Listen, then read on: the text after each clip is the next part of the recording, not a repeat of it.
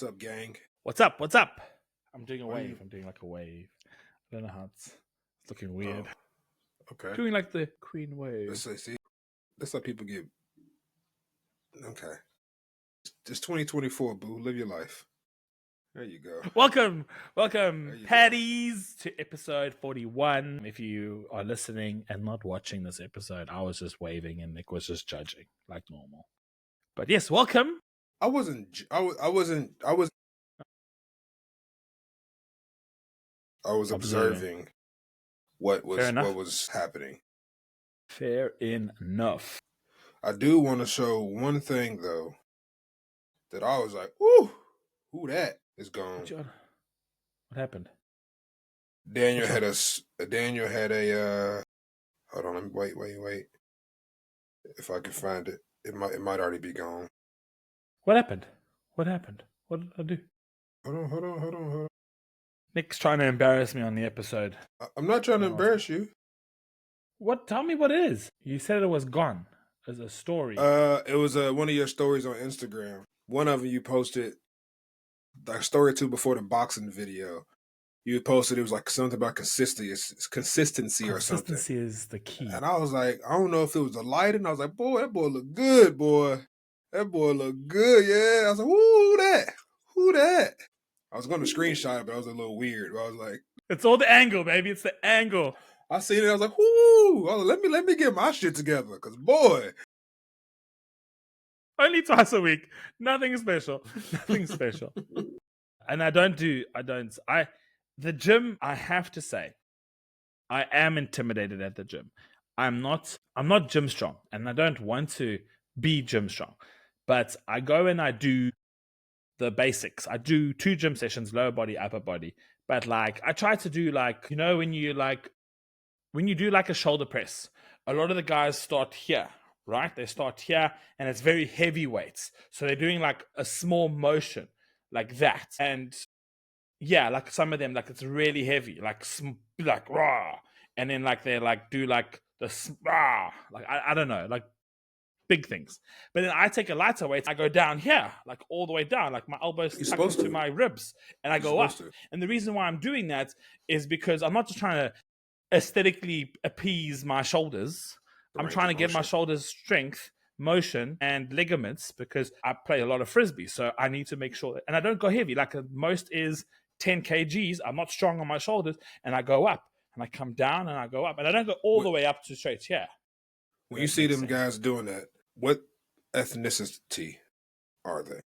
Where am I, bud? Exactly. Majority. Okay, but also the foreign guys in the gym there, they're really big. Like they walk around like they're trying to brush their teeth all the time. I don't know. Foreign, are they like Russian? One guy was Asian descent he looked like he was from Pakistan or Bangladesh. And then the other guy looked more like he could have been Scandinavian, not necessarily Russian. Yeah. Anyways, they don't go all the way down, bro. They're just trying to make big muscles, but the muscles are probably just stiff. Yeah. And there's like guys that wear like very little clothing and they like lift like really big, like, raw, like, and they make all this noise, and you're like, they probably stiff. And the thing is, we've played football with some of those guys. Yeah. And we both have talked about many of times. Them dudes come on that field, ripped, 6 packs, buff, swole, can't move lateral to save their life. If they fall, it's like a log getting up. Just like terrible athleticism, but they look good for Instagram. That's true. Like, I mean, if you see me running around the frisbee field, I don't look good. The Sunday, yeah. See, okay, I get that. From the aesthetic point of view, I look like a rhino running through the field. However, I can catch the frisbee, I can throw the frisbee, I can move, I can cut, I can do the things that I can do. I just do it a little bit slower, and it looks really bad, but I'm doing it. So I can do it. I don't get like hurt by it, and I don't turn like a robot. But I do get it. Like I do a lot of like the leg works that I do, like the leg exercise I do is like the trap bar. You know the trap bar that you pick up? Yeah. I do like jump squats with the trap bar. and it's light kgs, explosion. but I do it because of my knees, because my knees are really bad. Like the ligaments on the knee just takes a lot of work. So, and then I do like small compound movements, like the leg extensions and like the Russian deadlifts for the hamstrings. But then I go to like the fitness area and I take a kettlebell and I do a lot of kettlebell leg exercises that is movement based.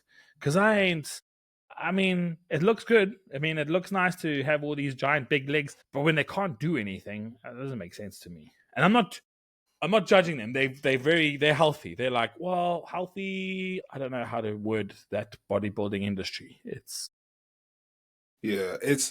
I will say that's good. Like you said, like he's not aesthetically like he looks like a prancing gazelle, but you can move though. Like you still have mobility, you still fluid with your movements. So like you said, like even myself, we might not be ripped, act looking like prime of our lives and 22 years Yeah. old, but on the field, I can move. Like even when I play flag football with a lot of these guys are much more fit than me for sure. But which I pride myself on, I have some very strong legs, strong thighs. I can get up, I can move, I can turn my hips, I can do what I got to do. Yeah. And if I'm a deer and something happens, I can shake out of there and get out of there. It just I might be a do little I do bit pride belly myself on following me. my I do pride myself on my skills. So Yeah, yeah, like yeah. maybe I'm not so fit, maybe I'm not so like strong or fit or fast, but I do have skills that many people can't possess. Well, they can. It's just I think that like when I come to like playing frisbee, I've played frisbee now for 2.5 years. It's not long. It's not like I've been playing for like 6, 7 years. However, I can use the frisbee to my ability and stuff like that. And one thing that or your coach always said, the one thing that any coach has ever said to anyone that I've coached around, you can't coach vision. You can't coach vision. You either have it or you don't. Ours was you can't coach like I think was it Attitude. Okay, athleticism? character. Character and attitude. Like, Yeah. but you can't coach a brain. You can have a meat suit, like a good looking meat suit, but you can't put a brain in a meat suit. But you can put skills on a brain. All right. Just want to say, so I am using my AirPods because I broke my other headphones. It might be a good Christmas gift, no, birthday gift. Birthday present. Okay, make a But note. anyways, Birthday present. but it Break the bank. no, Once no, headphones. no, Hint. no. Hint. But see, side note, I wouldn't tell nobody to do it because I'm very picky about which ones I would want. Yeah, I'll speak to your better half. I'll get it out But for anyway, you. the only reason I brought this up because I'm using and my AirPods just dropped to like 10%. So at some point, if I got to switch, I just use Lucy's. I'm gonna message her Fair enough. now to bring them. No worries. So we started off the episode talking about exercise. I'm not so sure why, Yeah. but there wasn't on our plan yet. So we're gonna start off with. So we got a future streaming project. This is all Nick's plan. Well, Nick's idea coming from Wayne. Shout out to Wayne for giving Nick Shout out this to Big idea. Wayne. I told Wayne, it's like you've always been a good lad to me, boy. Love you, boy. And so we opened up one episode. I can't remember which episode, but we opened up packs, and we're gonna have a side hustle, a side show where we do like YouTube shorts or shorter videos, and we're gonna be doing unpacking packs. And the name, are we announcing the official name? I mean, I guess we can. It's not something, man. This is something not something that we've like set in stone and we've No, it's not fleshed set in out. stone, but there's an idea. It's a future Yeah, yeah, yeah, project. yeah, yeah, Yeah. yeah. So the idea is to be like big belly packs. So to jump on our big belly pats, we're gonna go big belly packs. And to start off this episode, I found these in a Chinese store. We were in K11, one of the Chinese places. I went to go watch Sonic 3. Really good movie. Mind you, people are going to be like, oh, you 32 years old and you watch Sonic. Hey, man, sometimes it's really cool to just watch a movie that's made for kids that you can just enjoy, laugh at the stupid jokes, and have fun. If anyone's listening to this and they have an issue that you want to go watch Sonic, first of all, that's stupid because we've talked about Pokemon, we're doing sports cards, we've talked about all type of just Power Rangers, all type of random shit. Two, if you got a problem with it, bro, hey, if your childhood sucked, that's okay. Leave it at the. You ain't gotta come at ours. Just Yeah. because someone didn't hug you enough, don't mean you got to be an asshole to us. So we love you, but hey, man, Yes. it's free to be nice, and it's also free to just shut It up. costs nothing to be kind. There you go. It costs nothing So to be hey, kind. so if You anyone know? has an issue like, oh, you went to go watch Sonic, yes, we did. And if you got a problem with All it, right. hit us in the DMs. We can send you the address. We can square up like men. So I don't know all these things about these cards. Nick knows a lot more. I have gotten heavy. This is like I'm pretty sure I said it before. It's a nice hobby that I've really followed it. So I'm showing the camera. This is Soccer Trading Card Score from Panini. Yeah. I don't know what I'm looking for. Yeah, I'll read on the back here. It says, also look for these randomly inserted cards. Base Premier League swirl, swirl bronze, pink swirl, teal swirl, gold swirl, black swirl, numbered from 30 to 1. Breakthrough Premier League, numbered from 10 to 1. Keepers, 10 to 1, blah, blah, blah, blah. Hot rookies, score team, pure class, pennants. So, Basically, and then no, score signatures.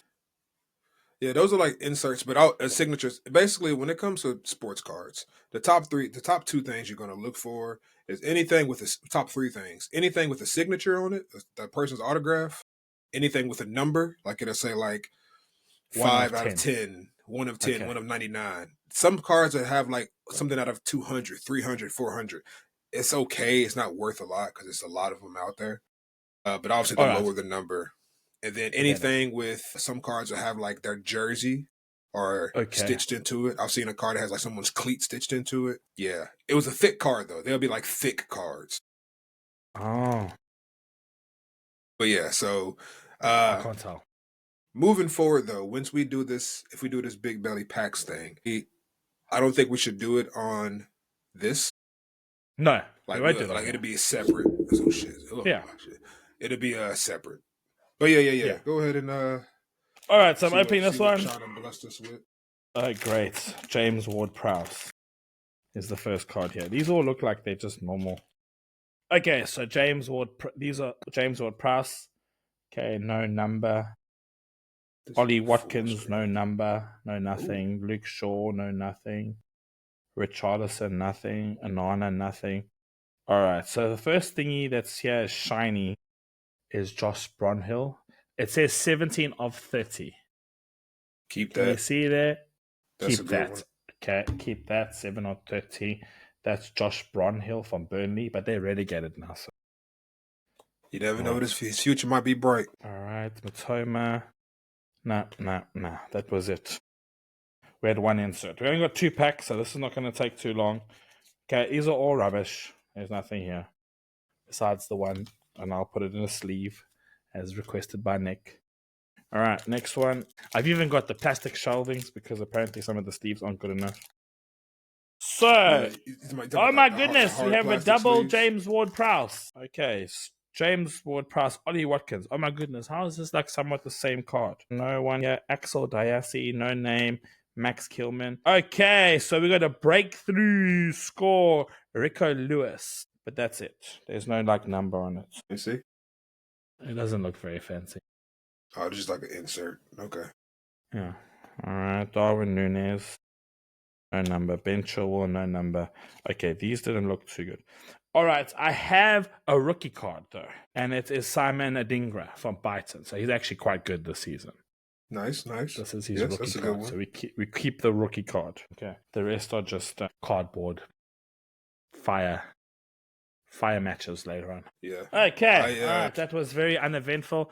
I get very. It is something that I wanted to do, but if you watch the YouTube videos of people who do like pack openings, those people, I'd imagine they have a nice following, but they spend money and they spend like, not saying that we don't, but it's like you can buy loads for like hundreds, thousands.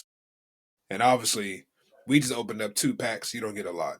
If we were to buy 100 packs, are you going to find some stuff? Yeah, that's true. But you also going to spend some stuff as well. Yeah.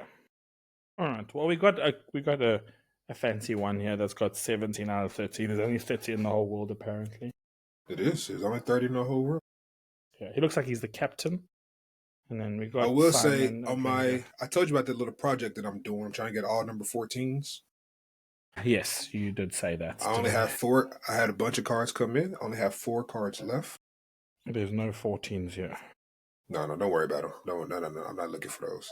These are just cardboard boxes. All I need to get is a Diego Simeone. You know him? Yes, Diego Simeone, the coach of Atletico Madrid. Yep. And I'm trying to get a Patrick Vieira. Mm-hmm. And Guti. Yes, Madrid, I know Guti. And David Ginola. Yes, from Spurs. Yeah.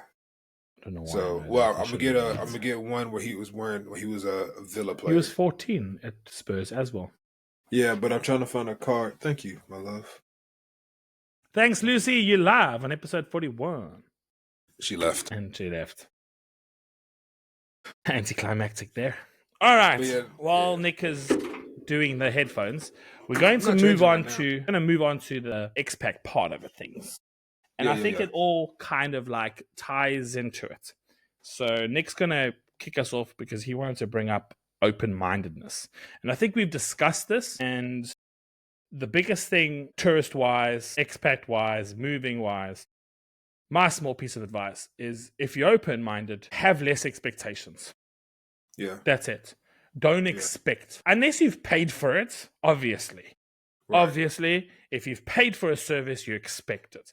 However, if you expect a certain type of service or a certain type of, now I sound very cryptic, but if you expect a certain type of greeting or a certain type of being looked after, what are the expectations? Like if you're at a resort or something.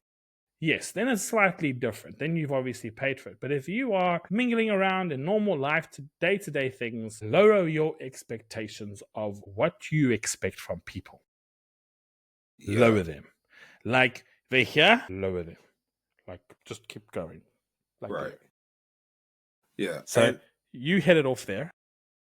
And I think it's when we say lower your expectations, shout out to Low Expectations, Fantasy Football League. But anyways, yeah, I don't want to say it as in you need to lower your expectations like every country you go to is just worse than what yours is. My thing is wherever you're from, whoever's listening to this, wherever you were born and raised, that's what you're used to. That's where you find comfort in. That's your bubble. That's what you know. So a lot of times, if you go to a new place, especially somewhere that's like completely different culture, completely different country to what you're from, if you go into like the next state or next city over, it's whatever. But if you're going if you're traveling, especially if you're trying to like live as an expat or even just traveling for like a week or two, that wherever you're going, those people they're not in your bubble. Exactly. They're not from where you're from. They don't find the same comfort that you find. So if you go to these places, you expect people to be the same way that you're from. You expect certain, the food to be the same. You expect or to taste the same, or you expect like getting here, getting there. Like you have all these expectations of what you know. And you go to another place expecting the same thing, if not similar. You're just going to be let down. And then you're going to come back you're going to go home and usually talk trash about that place because it's not what you expect. For instance, because we were in China. I think me and Daniel, when we went to China, we had open minds going to China. But we've met people that, like, at least I know of like Americans. You go to China and it's completely different. If you go in there with this American thinking of you deserve this and you should get this and they should have this. No, that's not how shit runs over here. People are fine with that, but they don't, a lot of places, they're not going to mold themselves around you and what you expect. You're a small fish. A very small fish. A very small fish. And I learned that. I would say when I went to China, I probably did have a bit of Americanism in me, expecting certain things. I was very humbled. Well, when I first got there, I was in a hotel or whatever. But my first apartment, I was probably like a month in Shenyang. My first apartment, I was very, very humbled of what I expected to be in this apartment. Like, I expected it to be tip top shape clean and everything to be taken care of. I've paid this money. You do this. You're the landlord. You got to do this, this, this. Nah. Nah, nah, nah, nah, nah, nah, nah. First of all, she didn't even speak English. That was the first thing. Secondly, it was like it came to the point it was like, hey, this is how these people have been living. It's how they've been running for hundreds, if not thousands of years. You coming in from the outside thinking You're the you're the alien. Yeah. Yeah. You're the foreigner.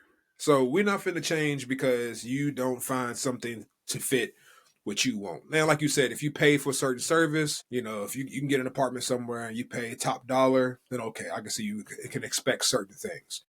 But it's just, I just feel like you have to really open your mind to these people don't live how I live, whether it's better or worse.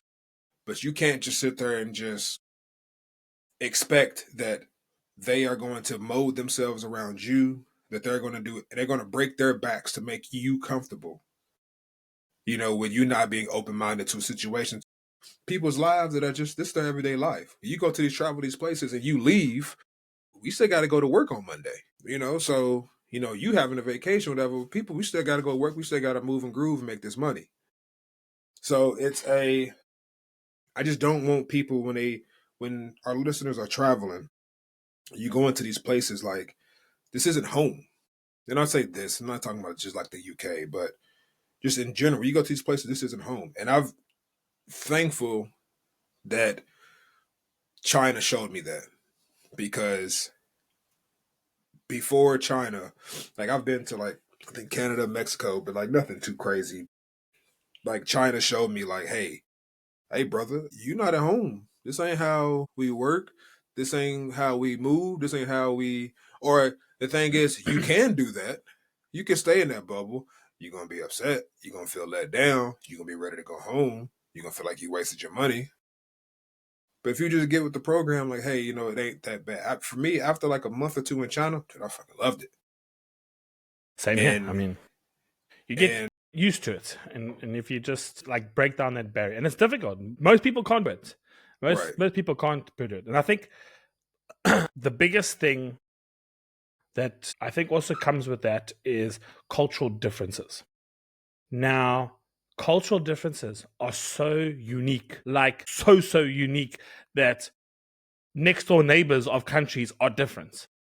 exactly. Europeans are different. You find when meeting people, you can find commonalities amongst certain cultures, but they are all so different. And what I've learned the most in South Africa is very unique because we've got loads of different cultures and loads of different expectations of people. But you grow up in that environment and you live in that environment and you understand those environments a lot better. But when you see a Chinese person, and most importantly, when you see different European people and different Americans, you would make the mistake, America and England have the same commonalities, or they have the same way of thinking, or a German and a French person. If you're not experienced in cultures and understanding, you would think, oh no, all Europeans are the same. Hold up, they're not the same. They're pretty much very, very different.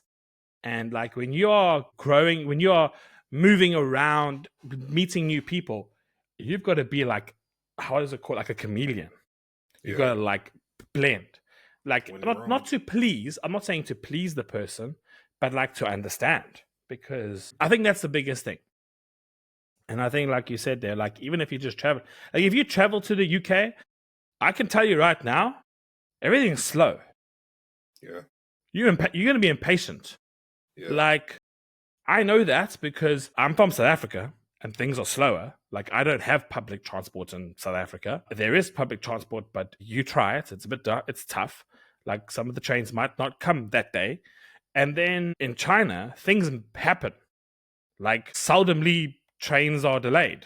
Yeah. Like, ever. Buses are delayed because of weather or traffic. But if you call it Didi, it will be there.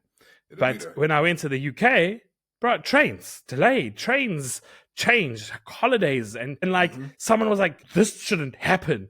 Like, hold up, why shouldn't it happen? It's gonna happen. It's gonna fucking happen. I mean, like, you can complain about it, but it's gonna happen. It's happening. Like someone in the thing there was like, yeah, this is normally a time where trains are messed up. And you were like, fair enough. And then you just be like, you know what? How? And that's what I love. Like, I think when my mom and I visited you guys, when we went to Prestatyn, our train from Prestatyn to Leighton Buzzard, or Leighton Buzzard, Yeah. it was, we were like, it was fucked up. Excuse my language, it messed up. Like, we were supposed to take 2 trains from Prestatyn to Chester to Leighton Buzzard. Our train, we had tickets to our train, arrived. The train was fully booked with people standing. Yeah. And we were like, and my mom was like, how dare these people have tickets like we have? And I was like, it happens. We have to find out. So I spoke to the lady. Instead of shouting at the lady, my mom was like, oh, I'll go have a cigarette. And I was like, yes, go have a cigarette. And I said, ma'am, how do I get to London? How do I get to Leighton Buzzard? And she'll be like, okay, the next train's going to go from here to here. Then I just go into the app and I'll be like, cool. Then we get to like Colchester or something random, our Chester, and we like missed the first train. And he was like, oh, you know what? This train is quicker. It's got less stops. It's going direct to Leighton Buzzard. You get there earlier. And I'll be like, okay, cool. And he's like, but the problem is you don't have seats. You're going to have to stand. And I was like, cool. I'll ask someone on the train to give my mom their seats, and I'll just sit. And my mom snuck on. She got a chair, and I didn't, but that was okay. And for 2.5 hours, I sat in the toilet area with my bag. But that's life. Yeah. That happens. And it's, especially here, it's one of those like, because I know what you're talking about. That train to Chester is always packed. It's always packed. Yeah. Especially on the weekends, because people go into Chester for the weekend. And I'm like, you can be upset about it. It's packed and there's no seats, And they're going to be like, oh, man, you're upset? Well, then don't get on the train, because we're still going to go. Yeah. And that's the thing. One. Like, everywhere you go, things are going to happen. Yeah. Things are going to change. That's okay. You just got to be like, cool, you know? I remember when I arrived in Madrid and my eSIM didn't work. I was like, shit, I've got to find a way to figure it out. I didn't have any cellular reception. The airport Wi-Fi was crap. The eSIM wasn't working really well. I jumped onto I went and I read a map. It was like the most early 2000s thing I've ever done. And I read like, okay, I remember the hotel is at this stop. I've got to take this train. I read a map and I'm like, okay, cool, got this. And obviously I had my bank card, so I'm tapping away and I'm like, I pray I'm going to end up in the same place. And then I eventually got the eSIM to work, and my mom's like, and then we found the hotel. I found the hotel. It was in the middle of nowhere, like not in nowhere, but like tucked in a street somewhere. Yeah. And it's just like, then it's just like, I told my mom, I was like, you got to take the train. You know, this is the best way. You take the subways.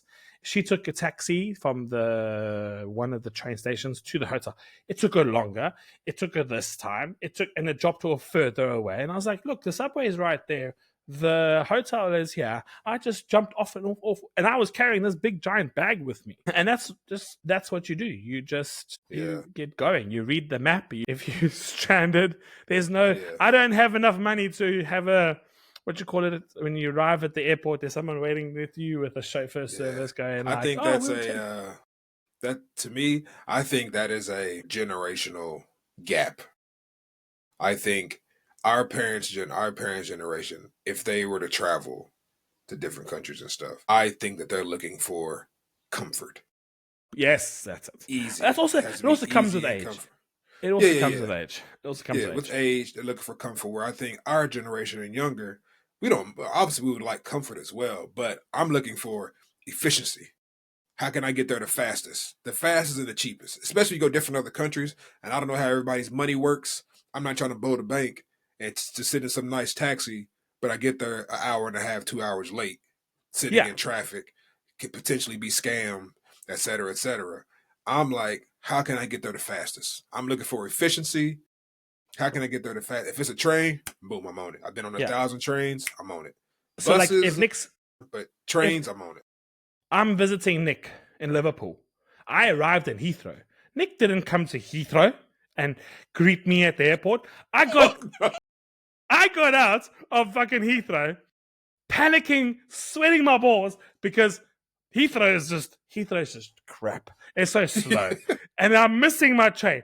And I get what is it called, Uber X, or what was the other? What's the green one?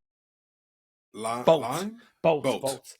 And I get the Bolt driver, and he's a guy from Afghanistan. I was like, mate, I'll double your tip. Please get me to this train station. Bro, this man got me to the train station, ran there with his bag again, trying to get to Liverpool station, arriving at 10 at night. You guys meet you at Liverpool station. Yeah. That's fair. And but it's just like that's how the way you rolls. That's it. You know, London is. I tell anybody, if anybody's coming to see me and you flying into London, and that's where you stop, hey, you might. You're not seeing me. You know, you hop on that train. I can meet you in Liverpool. I can meet you in Manchester. But if you're flying into London, get to a train. And when if he has like a hack. If you arrive at 4 in the afternoon at Heathrow, right? Your plane lands at 4. Expect to leave Heathrow at 9. Book your train for 10. Like, rather wait at the train station rather than waiting at Heathrow for your bag trying to come through the carousel. Ooh, mamma mia. Because you stress. Like, I was like, my train is what? Yo. That train ain't gonna wait for you. That train goes, bruh. If it's going, it's going. Normally it's late or delayed or it's not even going, but when it's going, it will go on time. Yeah. So I think our generation looks for comfort and ease, and we're not our generation, the older generation, but we're looking for efficiency and just seeing the place. And then seeing the place. That's another thing I think is like when I travel or when you travel, like when you go to a new place, you want to sightsee. You want to see things. And a lot of things that you want to see are not, you can pull up in a car, hop out, go look at it, get back in the car. That's not, a lot of places you got to do a little bit of a stroll. You got to go find some stuff, especially older stuff. You know, you gotta go find some European stuff. Is old. It's old.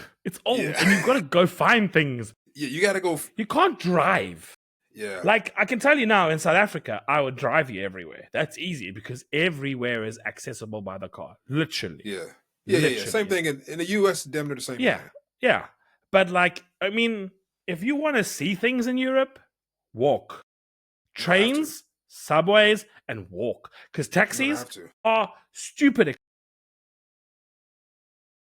And a lot of times they're not going to drop you off close, so you still have to walk to it. I tell people all the time, like in Europe, the monuments and the houses were built first, then the roads.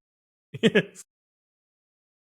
So it's like I talk to Corey, I talk to like my pops and them, like, hey, when y'all get here, listen. You're walking. You're going to walk. All right, we can get a taxi. You're getting those steps in, ladies and gentlemen. But you're gonna have to walk. There's no ifs, ands, and buts about it. You know, China, you can drive a lot of places. You can get around a lot of places by car. But even still, a lot of stuff in China, you're gonna have to walk. You got to hit them steps. That's one thing I miss about China. In China, I was getting them 10,000 every day. Teaching, working, running around, you get them 10,000 every day. Here, obviously, I work from home, but like even if I go into the city to go work from the office, like even I'm working in the office outside of that, if I want to see, because I work at the docks, ain't no cars at the docks. So if you want to go eat, if you want to go see something, you want to go shop, I call them Chuck and Larry, and it's left nice. leg and right leg. Like those areas, that area by the docks in Liverpool, that's a lovely area to walk around. I've done that once or twice already. Yeah, I've done it at Fairfield. Took my sister to, when we had lunch, me, you, and Deji had lunch with Lucy. That place is closed down now. It's a new place. You know, Mixie, talking about closed down things. I went to Mixie. Like, which one? M Coffee Bar, gone. Blue Frog, gone. The one in Chung Bai? No. The Chung Bai. Oh. Yeah, M Coffee Bar, Man Coffee, which was next to when you walked in to go to something else. Blue Frog, gone. It's a furniture shop. Wow. Limbach next to the Starbucks is gone. That whole area is completely changed besides the gym and the Starbucks. I didn't even notice that. And every Wednesday night, I get dropped off by the Mixie because I do the bus duty that night, and it's the last stop where the kids get dropped off. And I just catch Didi. But this time I was like, I'm just going to look for something to eat because I don't want to go home. And I walked around and I was like, where this place has changed. The whole thing is gone. It's long gone. The thing is a bliss. Nothing. I don't want to pause you, but I got to switch headphones. Switch headphones. We're having a break. Namaste. A breather. Half time. Now I'm having I can hear you, but there's a huge echo. Yeah. Can I talk? No. We have paused halfway through the episode. I think you can speak. Can you hear me now? No more... Yeah. There's no echo. Okay. All right. We're back. That was a short, brief break. Short half time. So talking about cultural differences, generational expectations, I do want to talk about cultural barriers, but in a different way.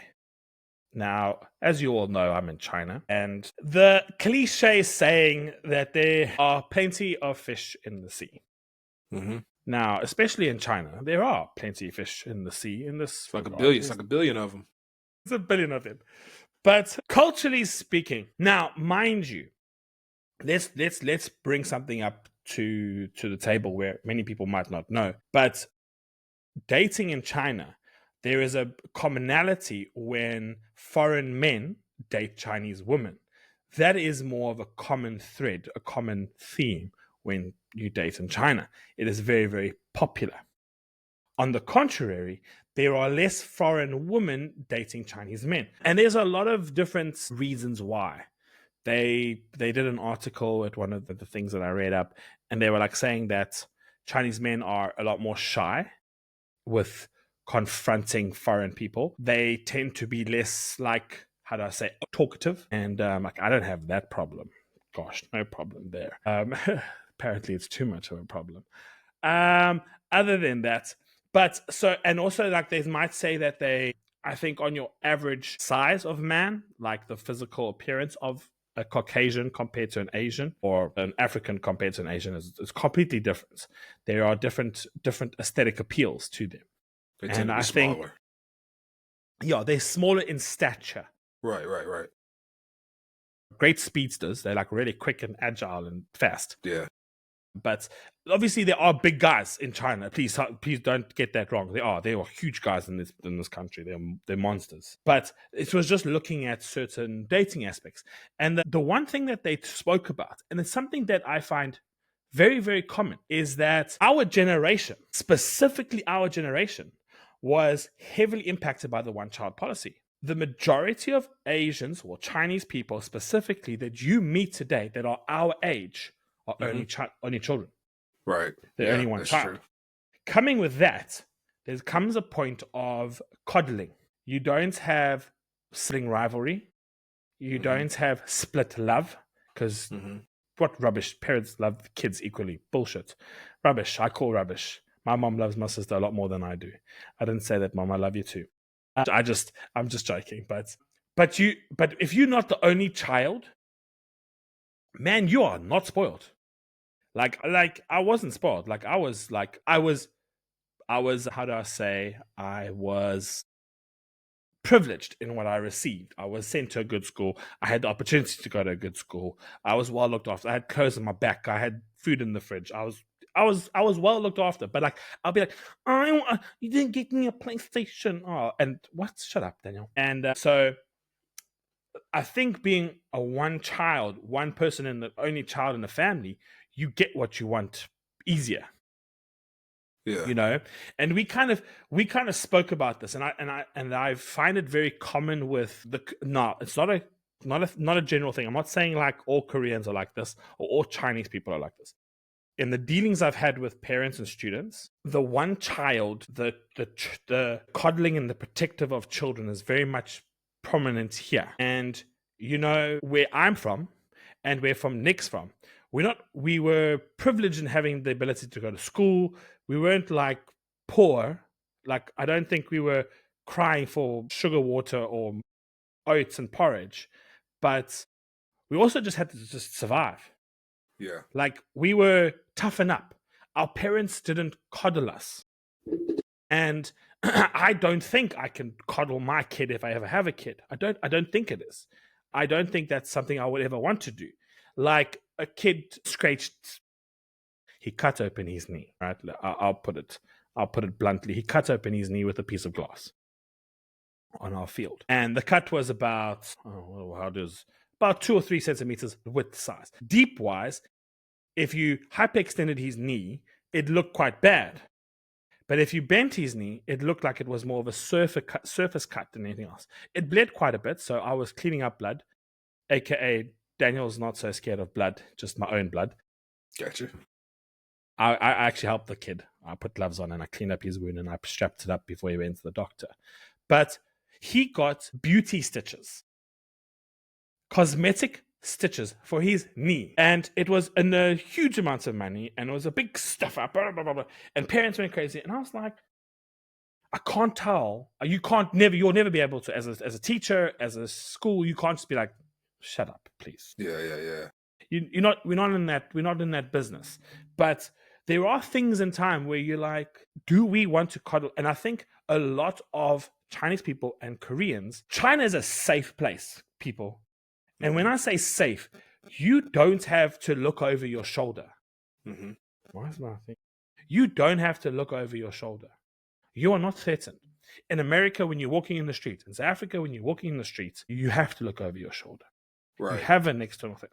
You know, someone told me like, oh, South Africa, like, dangerous. And I keep saying, no, it's really not that. If you go to the right places, if you go with the right people, you'll be fine. South Africa is a wonderful place to visit. And they're like, have you ever been in danger? And I'll be like, yes, I have been in danger. I've been held up a couple of times. I've had guns to my head. I've had guns to my back. So yes, I've been in danger, but I'm here. I'm okay. Yeah. You just have to know how to deal with it. But like, that's not something that these people have been through a lot. Right. Yes. Right. And so they've like grown up in this environment where people matter. That's probably looking at it. And I think like they're culturally different is like, and I think that's where it comes to like some Europeans. I kind of like scratch my head. I'm like, I don't know how to communicate with you, or because I don't know what to say if I say the wrong thing. I feel like, like where I'm come from, South Africa, I went to school. Academics matter, but sport mattered too. Trying to tell certain parents, like you tell, I'm not being culturalist or racist. You tell a German that math doesn't matter. If you guys think high school in China sucks, high school in Germany sucks. Because I don't know if you know the education system. If you're in grade 5 and 6, you do an exam, you do tests, and that will determine what high school you go to. And that will determine what universities you will be allowed to go to. When you're 11 years old, your future education is decided. And I'm like, when I was 11 years old, what the fuck was I doing? That's not the Gaokao, is it?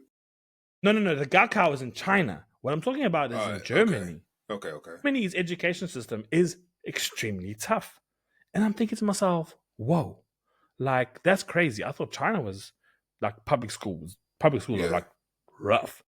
But like all of these like cultural differences that you meet. And when you're 20, 21, 22, 23, 24, 25, 26, 27, in your 20s, leading up to this point that I'm getting to, dating is a lot easier. And Nick made a comment to me. He said, I am impatient. I'm impatient. And I think, shout out to Miss C, Miss Chantal. I don't think they listen to the podcast, but I sometimes don't blame them because we talk a lot of rubbish. But she said, I'm at the point where I want to share things. Because, bro, it's lonely. I'm lonely here. It's just me and Bulbasaur and my PlayStation 5 and Nick online sometimes. But you were right. And because I'm at that point, career-wise, professional-wise, financial, okay, well, I'm not a billionaire. I'm not saving big bucks. I mean, I do have an investment with my mom in the house. I'm very lucky to have that. But I'm not like, yo, bruh. No. But I'm not stressed. I'm not going, pay these bills, all this debt, all these. I have none of that. I'm just like, you know what? Do I want that something to eat? I can have that. That's where I'm at. And now I'm at the point where, yes, previously relationships or relationship was more like building life. Now I'm pretty much like not finished building life. Like I want to achieve more in education, but that's where I'm at. That's where I'm at. And I think, like you said, I'm impatient because dating here, and it's not, let me rephrase this. It's not just the Chinese that there's cultural barriers. Like, yes, dating a Chinese person, going on a date with a Chinese person, communicating with a Chinese person, especially if their English is not as good as yours, or there's very little English, or you can say something and it will be taken completely different. Yes. you you can say something and it will be like done. Especially sarcasm.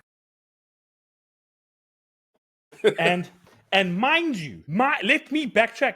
It's not just the Chinese people. There's a lot of other people that go through this. Yeah. And like, if you've met a South African, we always complain and we always have sarcasm. It's built in us. Like Olivia, who's been on the show, she lives off sarcasm. So like, get each other. Like, yeah. So, and I mean, I think I can say it on the podcast. They've been dating for a while. Shout out to Jimmy. He's a Chinese guy. He lives in Australia. He's really cool. He's very sarcastic, but that's because he's lived in Australia and he's been influenced by the Aussies. Because I know the Australians, they're very similar to South Africans. They love complaining and they love to be sarcastic. So that's like, and if you find someone that's been like, I don't know, like you've said, people expect things. And I think like Europeans are very expectant of how things are supposed to be. Like, that's my experience with some of the Europeans that I've met. French people, German people. Hello, birds waving in the background. I can hear the birds in the background. I can hear Seagulls. that. But like, when you live in another country, you're going to find that other cultures have their drawbacks, their positives, Yeah. So talking about like the expectations and the cultural differences and blending it in. And yes, there are plenty of fish in the sea. Okay, I get that. And I'm just very much deep in the ocean. I'm the one deep in the ocean. I'm the ugly one that, there's like that fish with the thingy on its head and it's like a light bulb shining in its face. That ugly one. That's how I feel right now in the dating pool. I'm that one trying to find the lost long other fish. Now, and that's why I said, like, you said there's plenty of fish in the other sea. And I get that. And it's also, like you said, there's also a lot of trash in the sea. This is also, okay. Okay, so here's my thing. According to the environmentalists. Shut up. So, my thing is, firstly, when I went to, now my situation is different, but when I came to China, I had no intention on meeting someone. Let alone if I did think I was, at some point I was like, I might meet someone, 100% I would have thought it's going to be a Chinese woman. My friends give me shit all the time. They're like, this man went across the world and still got with a white woman. But yeah, so my situation is different. I came to China. I did start dating one girl before Lucy, maybe for like a month and some change. But she was from Stratford upon Avon. The only reason I know is because Shakespeare's from there. And then, yes, you couldn't keep away from those British. It was what was in my environment at the time. Okay, and then when it came to Lucy, like, they say never mess with someone you work with, right? Yes. They always say never, I'm still there. I haven't. Yeah, that's good, and that's good. What's the saying? Never don't shit where you eat. Don't shit where you eat. Yeah. So, and that wasn't my intention when I met Lucy. The thing that happened with me and Lucy wasn't intended on being. She was dating another guy. I was messing with this other girl. There was never our intentions to like either of us to get together. The only thing that forced us together was, one, we was in Changbai, which Changbai is like it's technically an island. It's a bougie place of Shenyang, but yeah. Yeah. But it's kind of like in the middle of South Shenyang, and it's kind of like, I mean, it's a mini island, I guess you could say. But when I first started working there at the school, and Lucy was working there as well, There's another foreigner. He just didn't really talk to us. So me and Lucy was the only two that really spoke fluent English. Yeah, So of the course we're environment always allowed it to grow. yeah. So of course we're always chatting, and then I started messing with the girl I was messing with. She started messing with the guy she was messing with. We were still just cool. COVID pretty much pushed us together. Once COVID happened and shit was locked off, like I could still talk to all my friends. And this is before I didn't even know Daniel at this time, but this is I still had like a couple little friends. Like I didn't know like DJ and Burton. I wasn't cool with all of them yet. So I had like very few English friends in China, but the one person I could always kick it with, who lived right down the street from me, was Lucy, and it just grew from there. I don't recommend messing with someone you work with. It was just how my situation decided to flip out. Don't get me wrong, love my shorter to death, but yeah, that's just how it worked. But I think that as far as like you, when I say like there's plenty of fish in the sea and it's deeper and I'm in the middle of the ocean, it's trash. Firstly, and I've known you for a while, there's been a fair few ladies who wanted you, yeah, that you were like, nah, I ain't feeling her. There's been a few. Well, I don't know their fucking names, but it's been like two Chinese. The last one, the one that okay, was yeah. yeah. So it's been them that want you exactly. But Dane's like nah, boundaries, cutting it off. So there's been fish. There's been big guppies that have like hey Daniel hey Daniel's like nah. So I get, but also like I said, To have the one. You are. That's why I say like dating podcast. But Let's finish this quickly. but yeah, it's one of those like I think that it's getting to the point with you, and it might be due to our age where you're impatient. Obviously, I can't speak because I'm not in that same situation as you, but you're impatient, and I also think that this is just me going off of my life that I've lived. I don't think you ever had a hoe phase. You're having one, but okay. Like I feel I I feel had like one. a lot of people. I Okay, think I had. I think when you left, there was a phase where I felt like, oh no, the world's ending, and I just went. yeah, I really didn't care, and I think it was. he was a whore. Yeah, I was. There was a time. I think in 2023, before I think when you left in February, Big D. you left in February, and then from February to about June, Boy, yeah, clap it for was that. King. It was there, but like it was just so. Yeah, it was.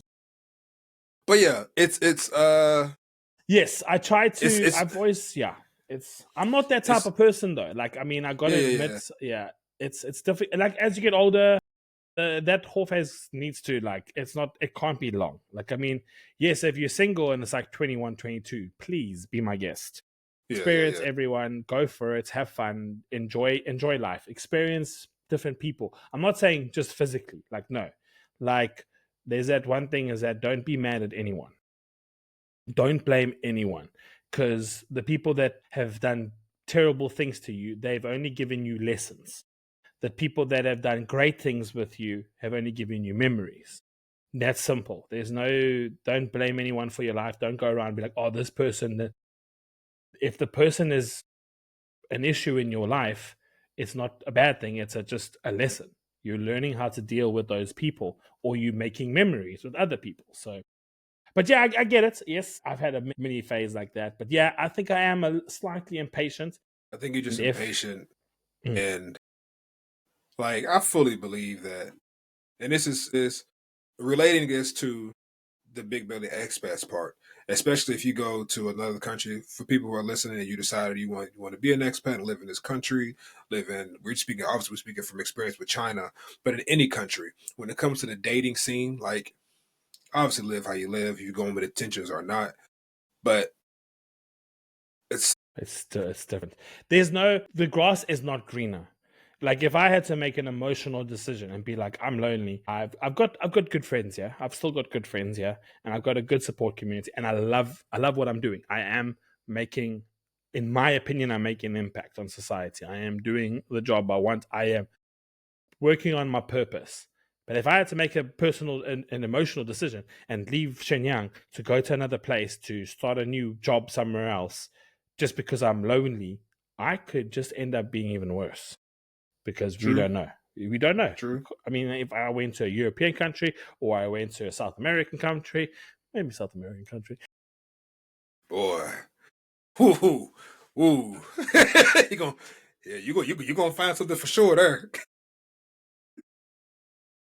Yeah, but you can't base, and if you're an expat, or if you're an expat and you're living and you're struggling emotionally, calculate your decisions based on what's your purpose, not your emotions. Because I would have left Shenyang. I would have left Shenyang in the last 2-3 weeks. What I've been through, I would have been like done. It's funny that because I came to China with no purpose, straight off emotion. So it's same, funny we give it. Same, yeah. We're giving you this advice. Yeah, we're stroking our beards, going, "Don't do it for decisions, emotional decision." But I was like, "Damn, bro, we need to leave South Africa. This sucks." Yeah, I was. Where we going? I remember I was broke. I was. That's when you're younger, though. That's when you're younger, though. Yeah, when I was you're only younger. Like, I came to China, I think it was like 27, 28. That's young, bro. We young. Yeah. But that was But young. no, yeah, I came solely off of ain't shit going right for me. It was a pure emotional decision to go across the country, go across the world. Yeah, well, that's also a calculated decision because I didn't calculate shit. not everything was not. There was the majority of the pieces for your puzzle were missing, and you decided to go. Let me go see if I can find a few pieces. Majority of my puzzle pieces here are pretty much intact. I'm pretty chilled. First of all, I can't leave Shenyang because my mother cost me a lot of money, so I've got to earn money for that. But otherwise, saying that, a lot of the puzzle pieces that I am working on are good.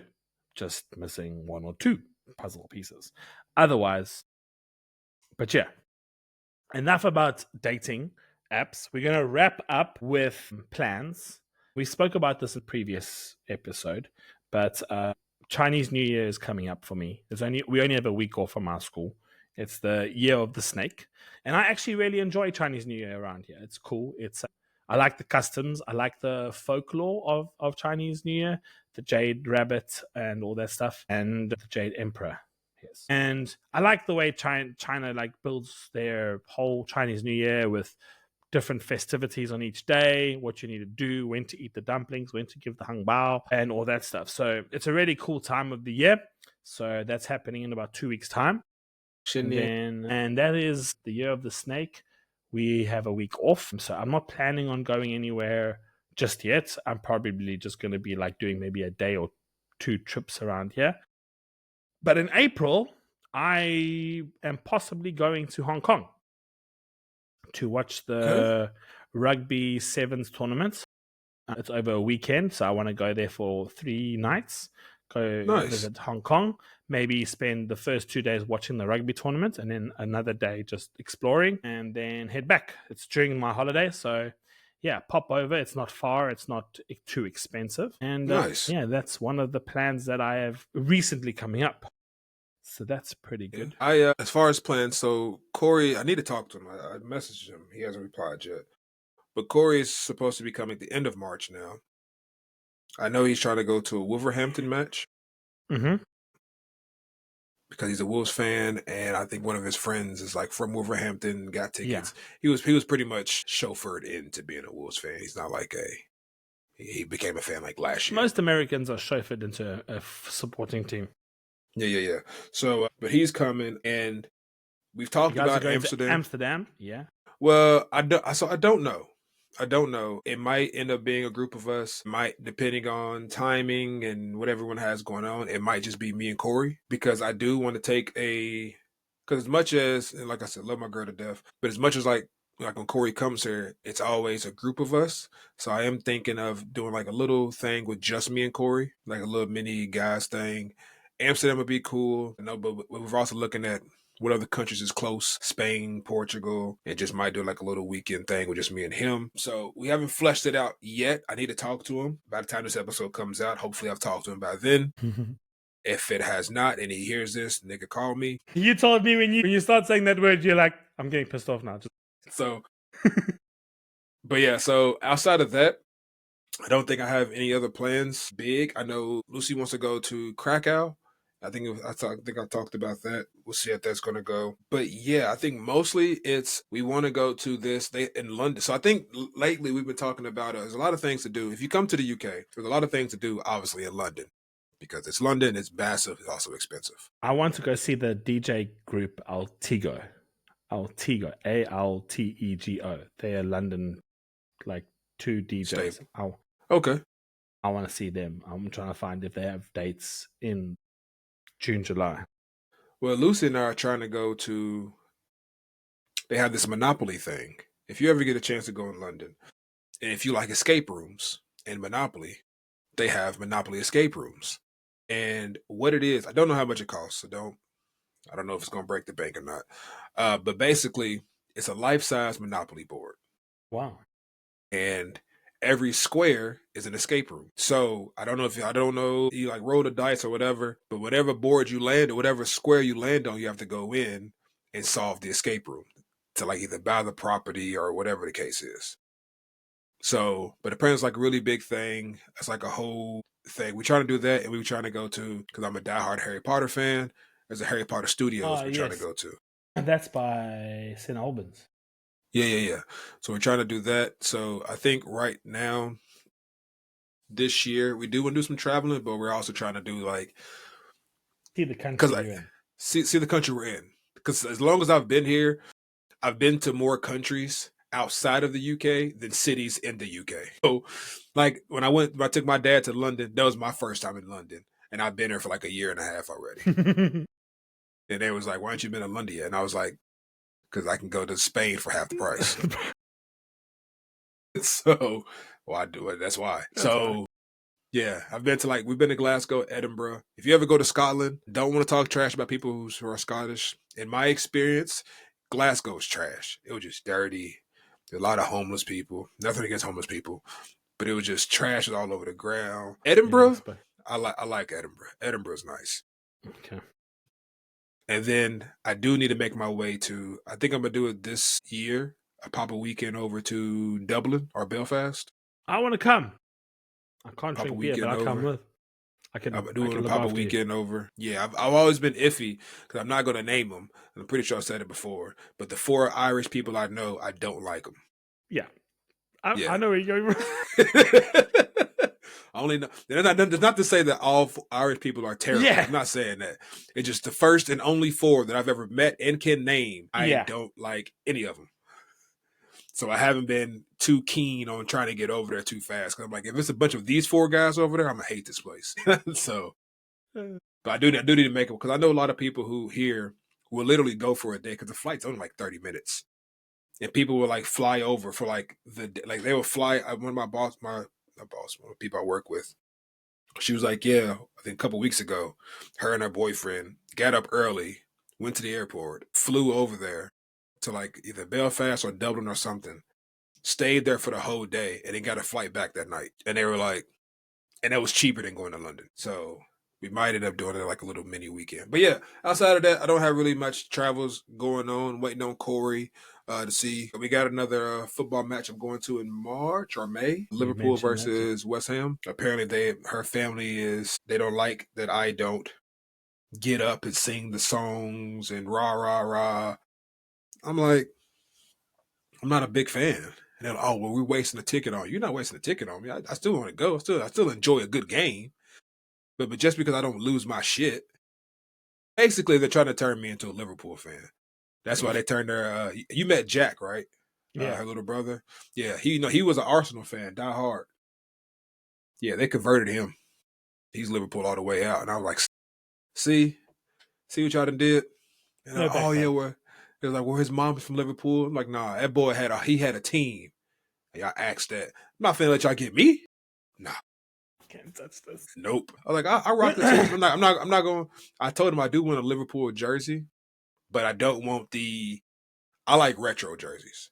I don't want the new ones. If I'm gonna get a Liverpool a jersey, I just want the one that says like a candy on it or Carlsberg.